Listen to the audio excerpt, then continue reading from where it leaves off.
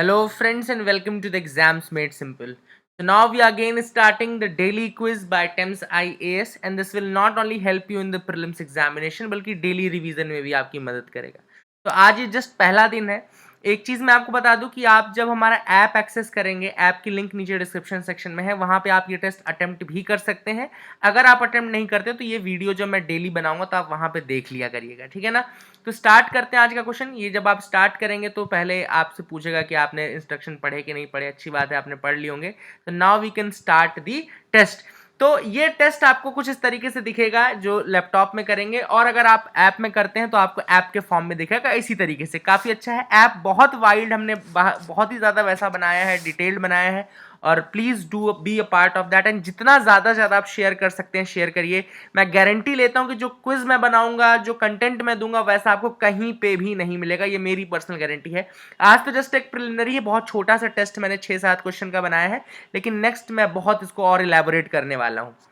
Start करते 2 number positive रखे हैं, -0.66 नेगेटिव मार्किंग यूपीएससी पैटर्न में। क्वेश्चन जब आता है तो इसी तरीके से आता है। देखो, गरिमा गृह स्कीम के रिगार्डिंग क्वेश्चन आया है।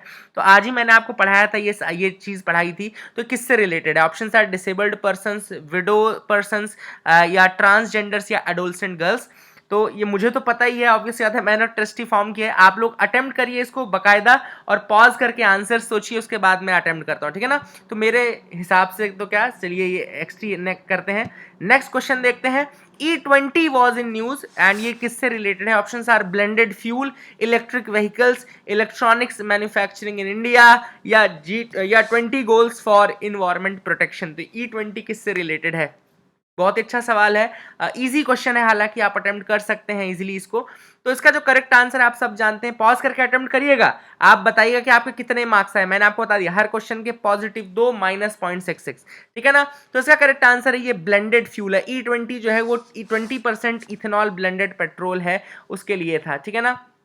नेक्स्ट करते हैं। देखो, ये अब अच्छा क्वेश्चन एक और है कि 3 स्टेटमेंट्स दिए हैं यहाँ पे। पहला है India has a target to have 500 gigawatt renewable energy by 2030।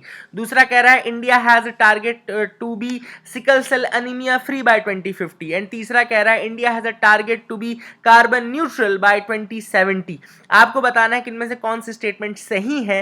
1 and 2, 1 and 3, 1, 2 and 3, या 2 and 3। तो देखो, पहला स्टेटमेंट की टारगेट 500 गीगावाट रिन्यूएबल एनर्जी 2030 बिल्कुल सही है। दूसरा कह रहा है टारगेट है sickle cell anaemia free by 2050, गलत है। 2047 इसका सही होगा। और टारगेट है कार्बन न्यूट्रल बाय 2070, बिल्कुल सही है। तो 1 and 3 are correct.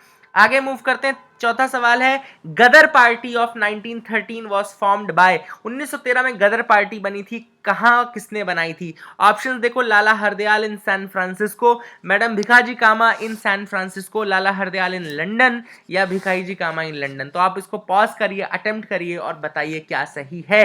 The correct answer for this is San Francisco में लाला हरदयाल ने किया था इसका फॉर्मेशन।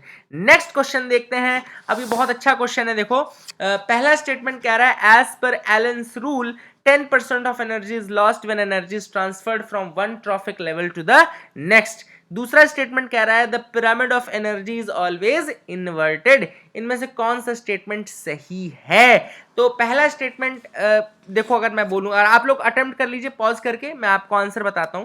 अगर आप पहला स्टेटमेंट देखें तो ये स्टेटमेंट बिल्कुल गलत है, क्योंकि एलेंस रूल है नहीं। पहली बात तो ये 10% लॉ जो है ये लिंडमैन्स लॉ कहलाता है। लिंडमैन्स लॉ ऑफ 10% कहलाता है। और इसमें 10% एनर्जी लॉस्ट नहीं होती, केवल 10% ट्रांसफर होती है एक ट्रॉफिक लेवल से दूसरे ट्रॉफिक लेवल पे, और बाकी 90% लॉस्ट होती है। तो यहाँ पे वर्ड्स भी गलत कर दिए थे अपन ने, तो इसमें लिंडमैन्स लॉ लिखा होता तो भी गलत था ये। तो फर्स्ट स्टेटमेंट इज रॉन्ग। दूसरा स्टेटमेंट भी रॉन्ग है, क्योंकि pyramid of energy is always upright, not inverted. तो बोथ आर इनकरेक्ट। तो none of the following are correct. और यहां पे लास्ट क्वेश्चन है, देखो, अच्छा क्वेश्चन है again. Consider the following statements. Statement 1 कह रहा है Harappans knew both cotton and silk. Second है Harappans were not using horses in day to day life.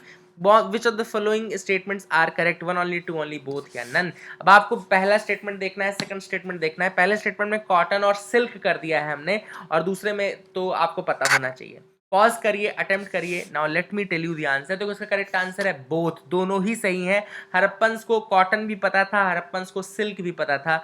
Harappans horse का यूज नहीं करते थे डे टू डे लाइफ में, ये भी सही स्टेटमेंट है। Both are correct. तो ये आज का हम टेस्ट सबमिट कर देते हैं। जब आप सबमिट करेंगे तो बकायदा आपको बताएगा और उसका एक पूरा एनालिसिस भी आएगा इस तरीके से कि आपके 12 स्कोर हैं, आपने पूरे के पूरे किए, और यहाँ पे आप चाहें तो फिर बाद में इसका एनालिसिस भी कर सकते हैं। ऐप डाउनलोड कर सकते हैं और उसके बाद एनालिसिस और ये सारी चीज़ें आपको उसमें आ जाएगी। तो मैंने आपको जो बताया, पहली स्कीम जो थी, पहला जो अपना था वो गरिमा ग्रह के रिगार्डिंग था। गरिमा ग्रह मैंने आपको पहले ही बताया था, आज भी पढ़ाया था कि ये ट्रांसजेंडर्स को जो बेसिक कम्युनिटीज़ हैं, बेसिक जो रहने की कंडीशन है वो प्रोवाइड करने के लिए, that is the first thing जो आपको पता रखना है। सेकंड मैंने आपको बताया था E20 20% blended ethanol blended fuel के लिए है। इंडिया का टारगेट है कि 2025 तक 20% इथेनॉल ब्लेंडिंग हो जाए।